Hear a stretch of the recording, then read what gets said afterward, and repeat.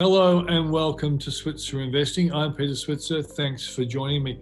On tonight's program, I've looked into some stocks that viewers have asked us to look into, and I thought, well, why don't we have a look at what Mike Gable from Fairmont Equities is seeing in the charts? And the companies that I asked him to look at were, in case you're interested, Pro Medicus, Star Pharma, then you've got Archer Material, Lake Resources, Harm, and he brought his own special company, which he thinks is really going to do really well. I'll keep that up my sleeve until you actually see the interview. And then Marcus Bogdan, who is the fund manager for the Switzer Dividend Growth Fund, he's a specialist in picking companies that pay good dividends, and reporting season's on. So he's looked at the reporting season companies and what the dividends are likely to do and how his fund be affected by that. And then Charles Tarbey, the founder of Century 21, the real estate business. I asked all the questions around that big question, will house prices keep on rising when we get into the spring sales period? That's when lots of people put their properties on the market. And Charles analyses whether the prices which we're seeing now, which are really, really high, despite the lockdowns, will that result in a change that might be good for sellers or good for buyers? Charles lends us his enormous historical experience in the real estate game to give us what he thinks might be the likely scenario. So that's the show. Let's kick off with Mike Gable from Fairmont Equities.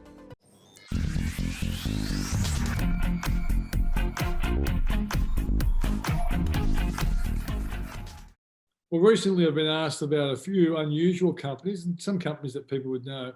And so I wanted to get Mike Gable in to see what the charts are saying about these particular companies. So thanks for joining us, Michael. Thanks, Peter. Good to be here. All right, so let's kick off with the first one. And I think this one has reported pretty well lately too. The company's called Pro Medicus. Yep. Look, great looking chart. It was a very good result last week. It's actually one that I bought for our clients on the back of that result. It was a pretty good one. But as we could see from the way Pro Medicus has been trading, it's the profile that I like, which is basically a stock in an uptrend, a very, very sustainable uptrend.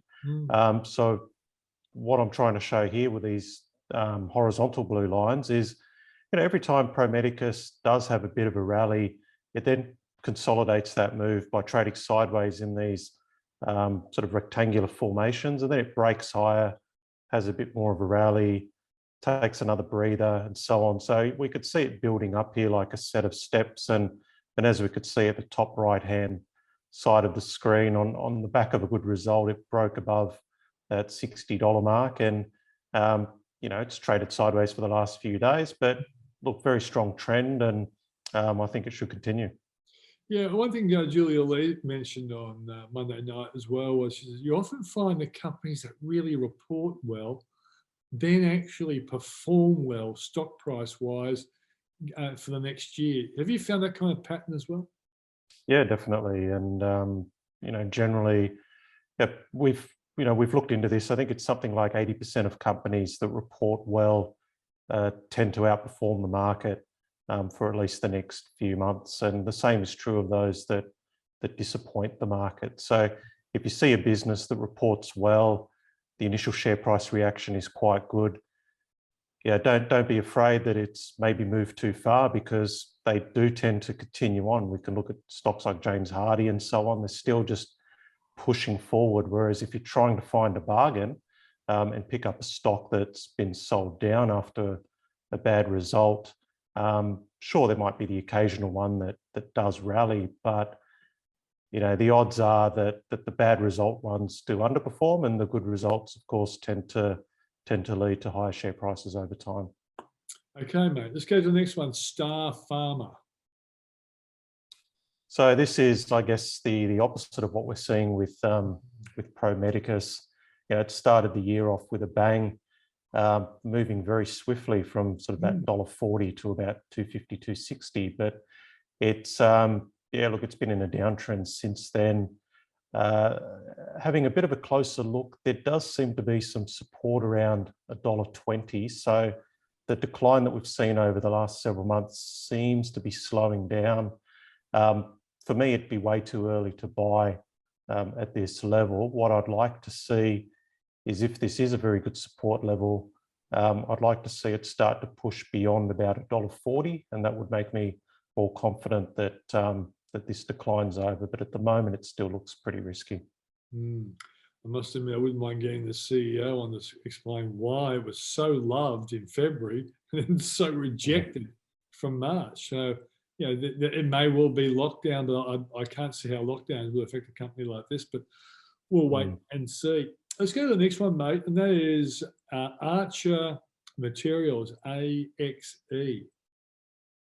Yeah, so this one's quite interesting, and I wanted to spend just a little bit of time here just explaining what I could see on the chart, because it's a good lesson in trying to pick some good entry points. So this chart, what I've done is I've converted it to a log scale. So as you can see on the right-hand side, the prices all seem a bit out. So the reason for that is I'm trying to highlight the daily ranges of this stock. So this is a daily chart, and each of these little candlesticks represents a day's movement. And because the share price has gone up so much, if it's not in log scale, it seems all a bit distorted. But essentially, when you're trying to find a good entry point on a stock that starts to move quickly, it's very important, Peter, to see the ranges of the price ranges preceding the potential breakout. So what I mean by that is, if we start at number one, so I've circled number one at the bottom in the middle there, that was for me the first sort of buy signal over the last few months. And as you could see, the ranges on those particular days that I've circled are quite large. When you look back at the previous price ranges, so on the left-hand side, you could see that they're all quite small. So what I like to find is, if you get these very small ranges and then suddenly you get this big day or two up, that's usually the start of the move. So the increase in volatility there is a good sign. And we could see, you know, moving on to circles number 2, 3, and even 4, we could see that, you know, it rallies a bit and then the ranges tighten up, and then you get this big move, and then another little tight range, and then another big move. So this is very important when you look at what it's doing now. And as you could see, the share price has pulled back in the last couple of weeks, but it's not, the ranges haven't tightened up, they're actually getting bigger. So, you know, the move that where I've circled number 4, so that move towards the beginning of August was a very powerful move. If the share prices had tightened up and it moved sideways a bit, that'd be great. But what we've got here are some very big ranges. The volatility is just very large now. So I think to find an entry point now, it's too late. So it's very risky here. You could buy it today could be up 10% tomorrow, could be down 20% tomorrow. So what we need to be patient with this one, wait for the ranges to tighten up, wait for it to slow down, just like we saw sort of more on the left-hand side of this chart, and then that will give you the better entry point. At the moment, the volatility is too great. Good analysis, mate. Well, Michael, what about Lake Resources, LKE? Yeah, I really like this chart, Peter, and I think this one can actually continue higher over time. When you see a stock pull back for a few days or a few weeks, for a lot of investors, it's hard to know, look, is this just a short-term thing, or is it the start of something a little bit more dangerous? And as we saw with the previous stock, you know, the moves down are quite deep, and the daily ranges are quite large. But what's important to look at when a stock starts pulling back is, you know, is it making much ground on the downside compared to its previous rally? So in the case of Lake Resources, we could see that at the end of July, the share price rallied very strongly in the space of only about 7 days. And since then, it's spent 14 days and it's been hardly able to go much lower. So In terms of charting patterns, this is known as a flag. So quite simply, you could see the flagpole on the way up, and the movement at the moment is the flag itself. So this is showing us, visually that I think the bulls are still in control of this stock. There was a bit of a big range down a few days ago that was a little bit of a concern, but the other thing that's worth looking at is the volume on the way down. So at the bottom of this chart, I've got the volume bars, and you could see that on the way up, sort of at the beginning of August there, the volume started to spike.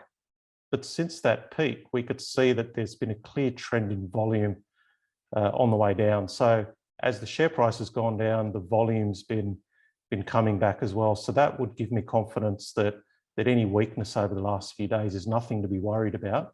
And I think it's just a matter of time until this one kicks higher again. Okay, so we'll take that one on board. The next one is HUM, H-U-M. So we've got one here where there's not really much to add, except as we could see on this long-term chart, it's been in a downtrend since 2013.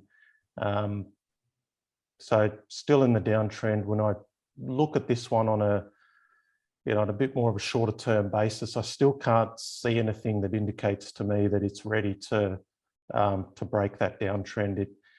From the March lows, March last year, that is, it did bounce for a couple of months and then it's just been sliding back. So I think for this one, the risk is still to the downside. Yeah, I'm just trying to remember the company name it used to be before. Flexi Group. Yeah, it used to be Flexi Group. Yeah, Flexi Group.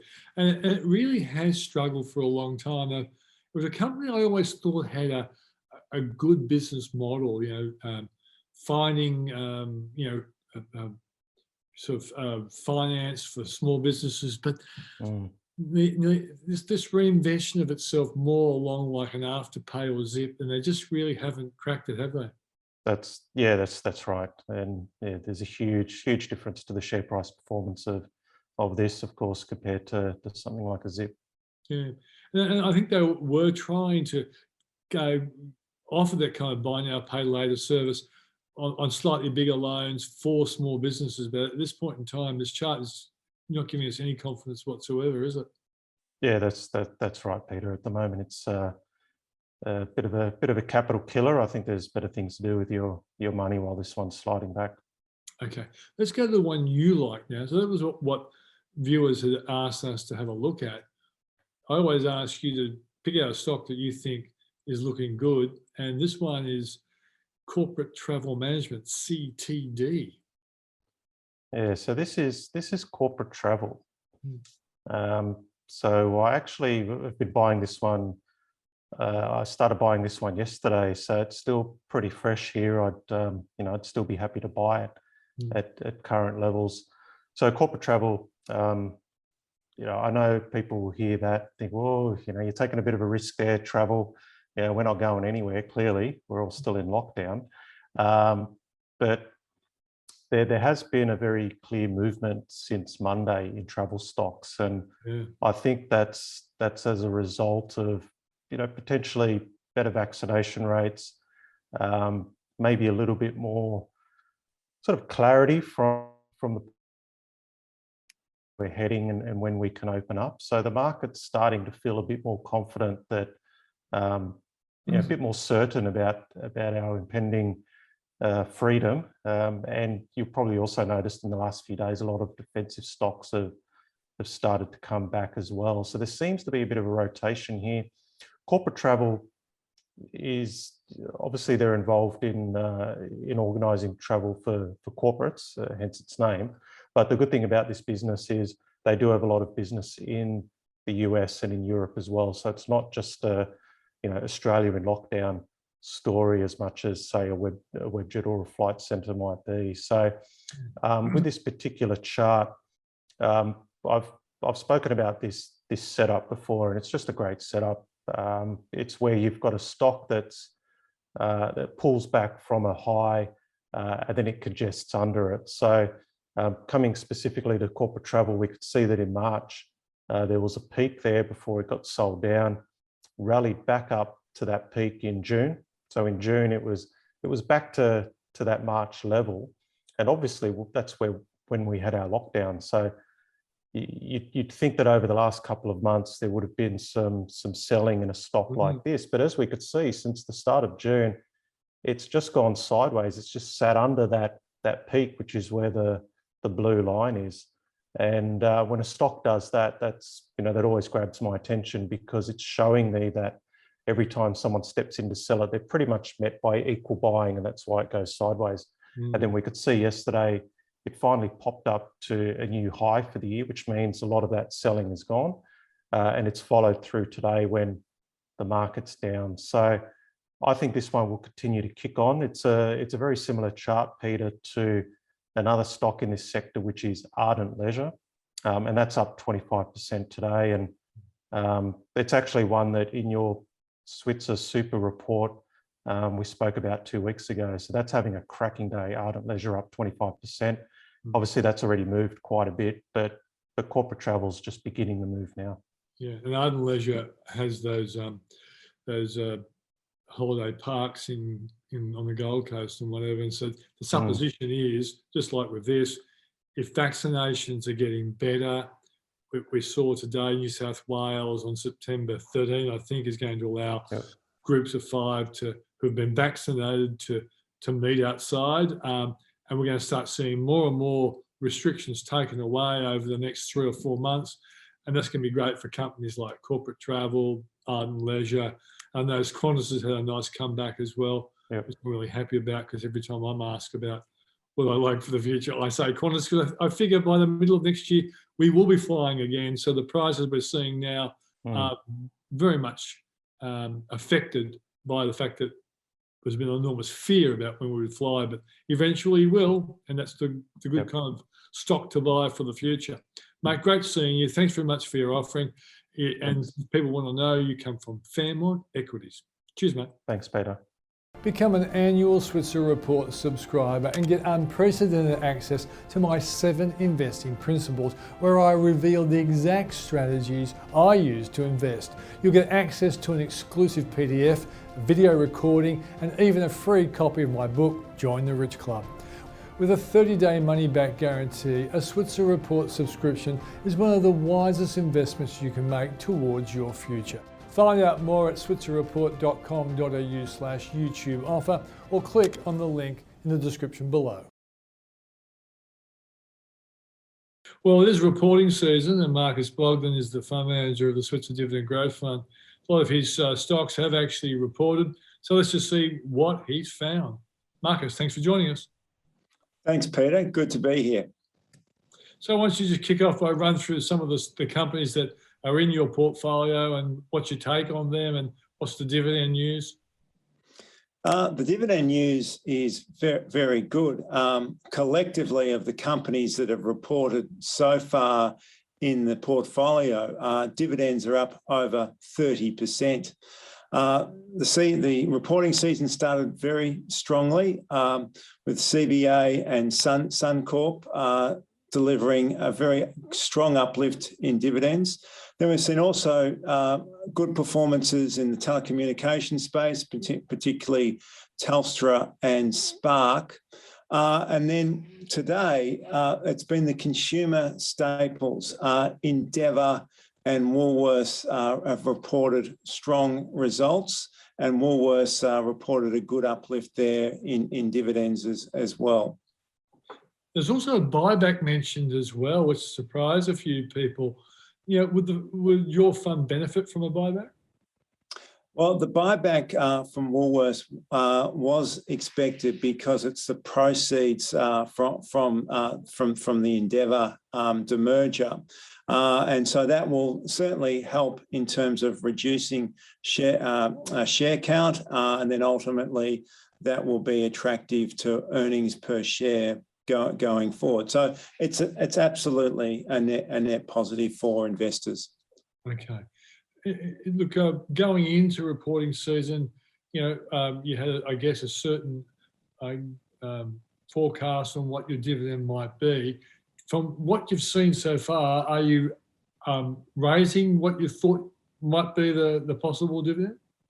Yeah, so coming into the 2020 financial reporting season, there was a high expectation around earnings growth and dividend growth. Earnings growth plus 25%.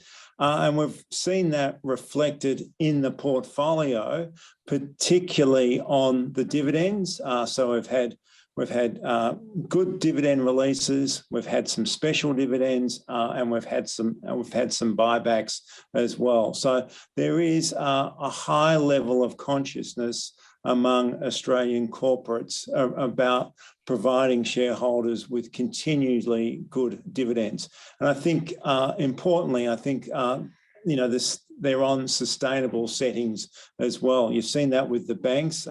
They're more modest payout ratios, but you are seeing the benefit there of earnings recovery.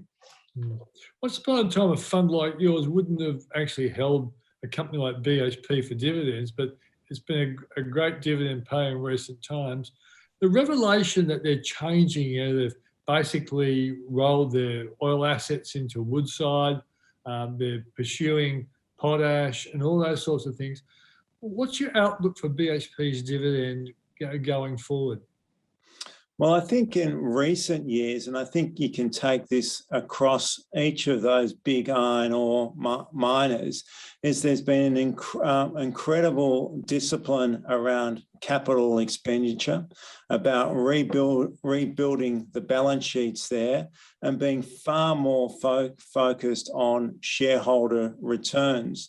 And so as commodity prices have risen, free cash flow has gone up, particularly because they're not spending as much capital. And so that free cash flow is then being delivered back to shareholders through higher dividends. And you're absolutely right. This is in recent terms, this is a new phenomena from the miners of being providers of very, very attractive dividend yields for Australian shareholders.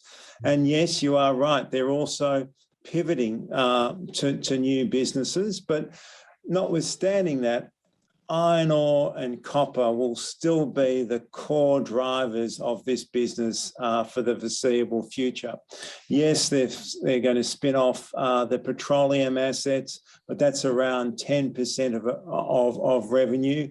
And additionally, they are moving into potash, but that potash investment of around $5 billion, you won't see any of the benefits of that until around 2027. So it very much still is, and we have to be mindful of, it's around the iron ore markets and the copper markets, and to a lesser extent, nickel going forward. But I do expect that generosity and that focus on shareholder returns will remain with BHP for the foreseeable future. So does that mean you'll keep BHP with the same relative holding in the portfolio? Yeah, I mean, we still think that we're going to still get good dividends around BHP, and they have been executing very well. Okay.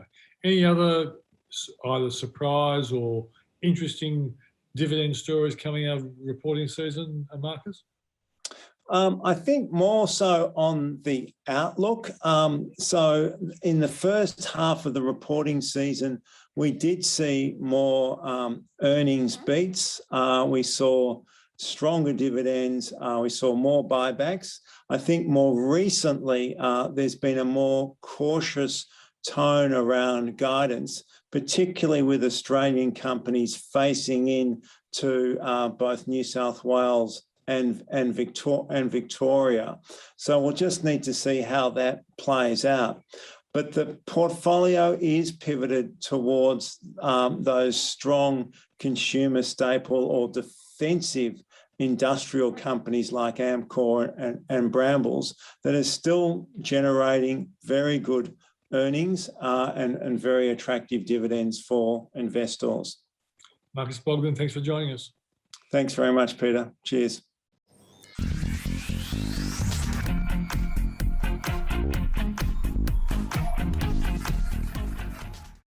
We're joined by the founder of Century 21, Charles Tarbey. We want to get an idea of what's going on in the property market right now. Charles, thanks for joining us. Thank you, Peter. So last time I spoke to you, you were making the prediction that you thought that selling a house now might be better than waiting till spring. Do you still believe that, Charles? Yeah, I actually do, because I'm seeing so many signs of it right now in the area. It's really quite embarrassing, actually, Peter. I'm frightened for some of the results I'm seeing, and I'm frightened for some of the people that are buying, because I think it's going to take them at least 1.5 to 2 cycles in terms of a boom before they're going to get their money back, and it is and hopefully make some capital gain. It's been a really interesting time. Yeah, I guess, are you saying this is happening in all suburbs or in some suburbs, and that's where those people may well be overpaying and it'll take a long time to get? Yeah, generally areas where there's a shortage of stock. I mean, there's a shortage of stock across the nation in terms of what it's been like. I mean, we're down 7% plus, 7.02% over this time last year in the amount of stock that's on the market. And you keep in mind what's going on with COVID, and a lot of people are not wanting to list their properties for sale. They don't want people through their homes. They can't get people through their homes, particularly in Sydney. If you're 5 kilometres outside, it's a risky business trying to leave your area.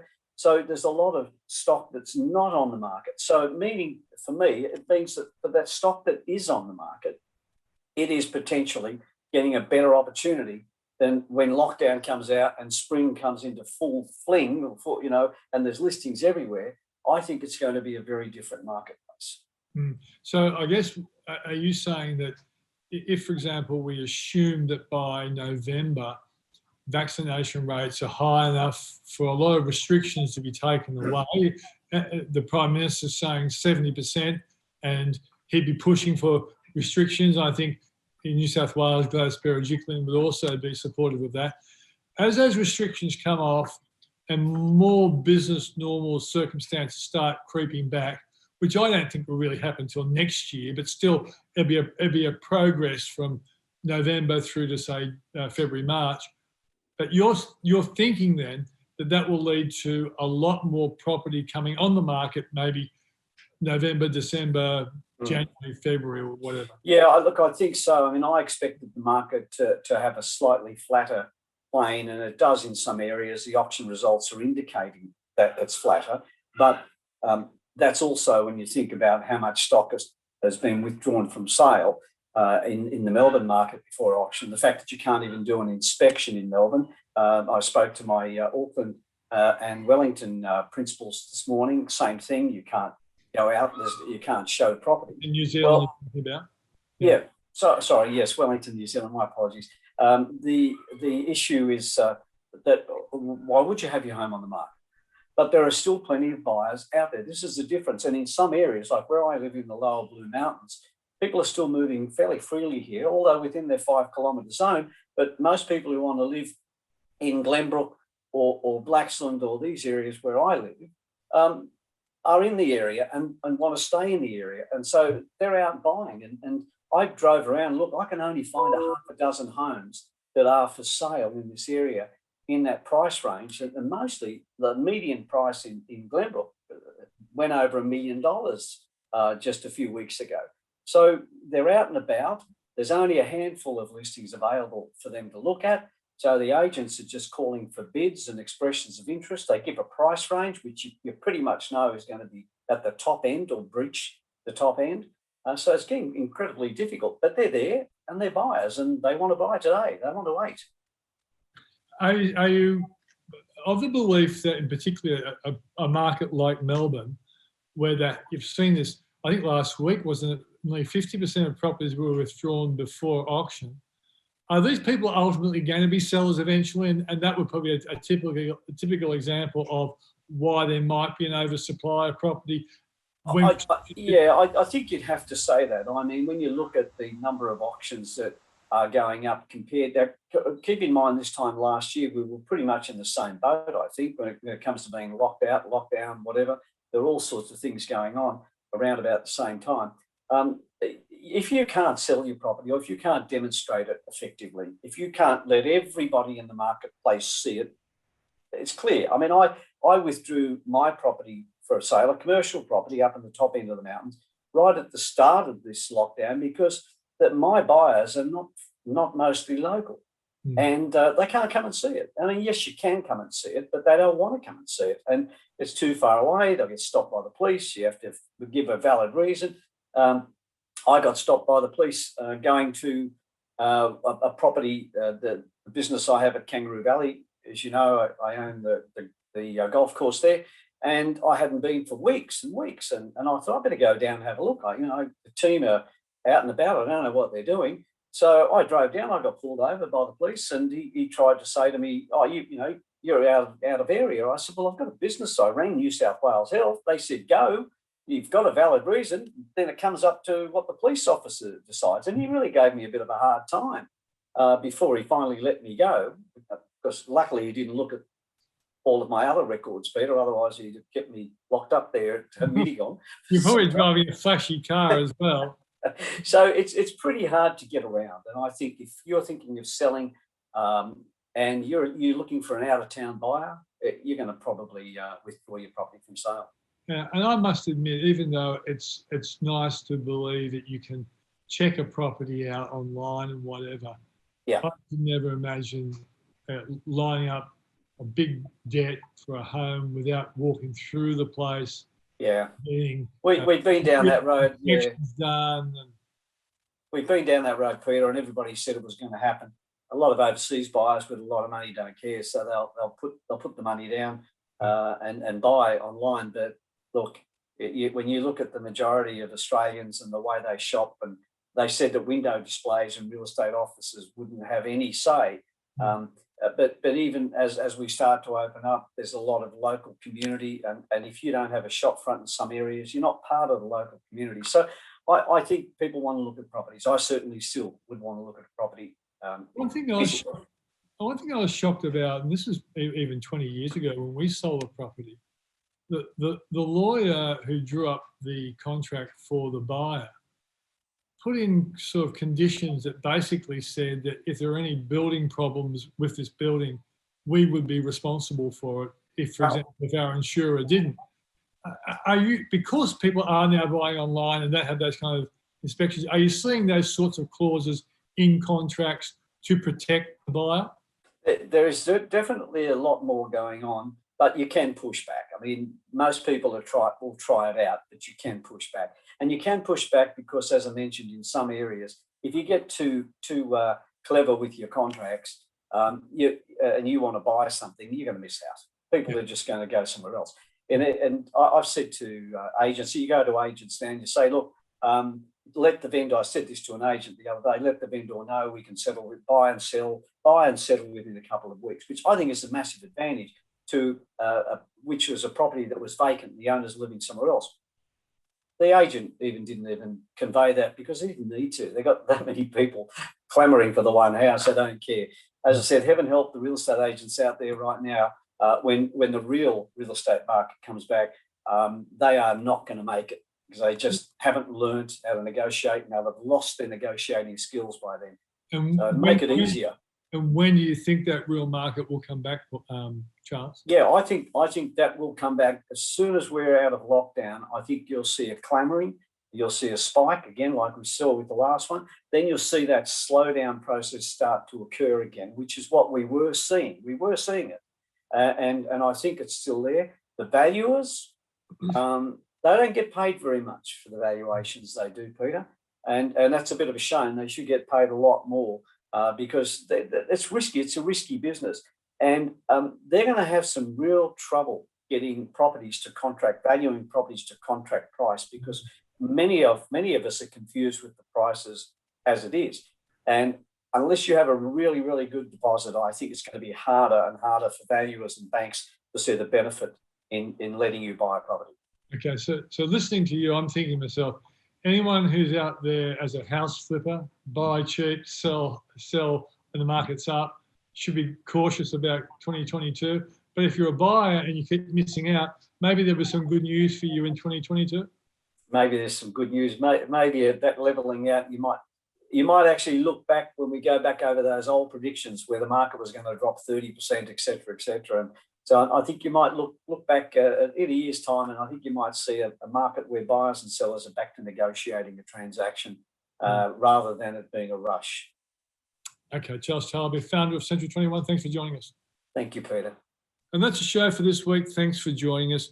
Next week on Thursday and Friday, we're having a listed investment conference where lots of interesting fund managers will be presenting their particular funds. If you want to join in, it's a virtual or online conference. Just click on in the link in the description below and you can attend. I look forward to talking to you next week with the Switzer Investing Show. And if you show up to the conference, it'd be great to see you then. Thanks for joining us. Talk to you next week.